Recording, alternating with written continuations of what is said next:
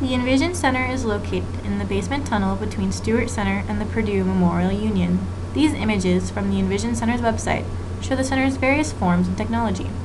Not only do they have a conference center capable of worldwide connection, but they also have a haptics lab with haptic feedback devices, a 12-panel 3D projection screen, and the cave.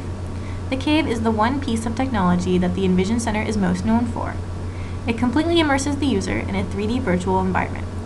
3D glasses with active shutters allow for a bright, lifelike 3D experience. Head trackers move the scenery as the user looks around, and a remote allows the user to interact with the virtual environment.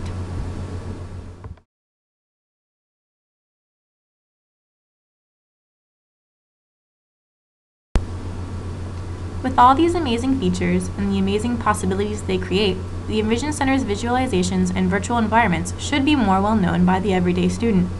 The problem is the documentation that the Envision Center provides. The most common documentation they give for their visualizations and virtual environments in the cave are still images and fly-throughs, like this one. Here the designers give the user a visual tour of the environment, not in 3D and with no interaction shown. The CG is not very impressive in this context. It downplays the awesome feeling of being fully immersed in a virtual environment. This is the virtual clean room that the Envision Center created for the Purdue School of Pharmacy. This fly-through was provided for interested parties on the Envision Center's website and has the sterile feel of academic documentation.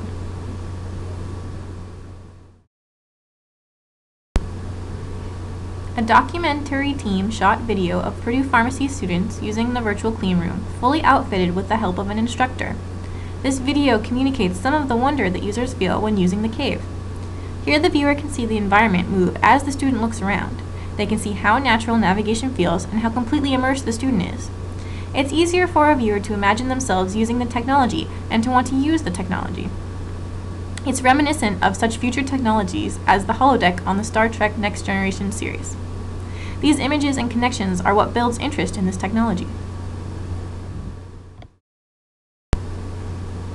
This is another video demonstration. It shows the 12-panel screen, which works exactly like the cave, but with only one large screen. Here one of the Envision employees interacts with an environment created to be manipulated with a pinch glove. Although you don't see the user as immersed in a 3D environment, you can feel the thrill of interacting with a virtual environment with the ease of the glove.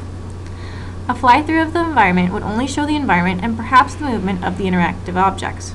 The viewer would be completely removed from the process of using the technology. The Envision Center, a lab which specializes in creating documentation for other researchers, could itself benefit from the documentation skills of professional writing students and professional rhetoricians. Professional writers serve as intermediaries between high-tech and everyday people. The documentation the center provides is not geared towards a student audience and loses the interest of everyday people.